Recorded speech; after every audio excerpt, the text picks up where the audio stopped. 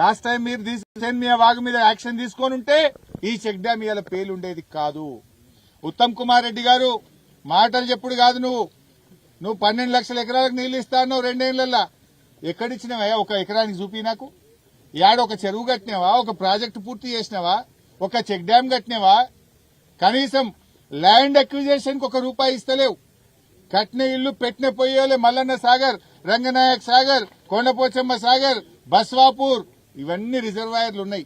ఇంత కాలువలకు నీళ్లు ఇస్తే లక్షల ఎకరాలు పంట పండే అవకాశం ఉంది. కుట్రలు కుతంతాలు ఇవి తప్ప మీకు నిజాయితీ లేదు. ఇంత దుర్మార్గంగా ఈ ప్రభుత్వం వ్యవహరిస్తా ఉంది.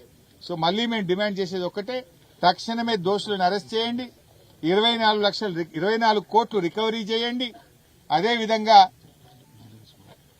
అదేవిధంగా అన్ని చర్యలు కూడా తీసుకోవాలి.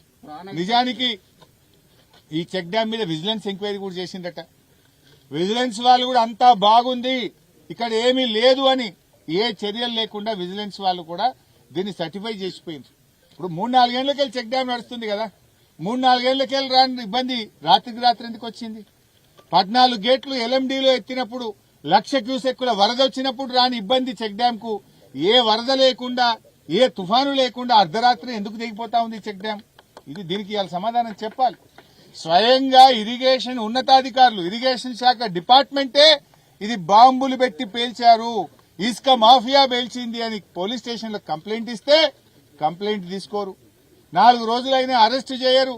ఏం తమాషాలు చేస్తున్నారు? ఇందులో ఎవరి వాటాలున్నాయి?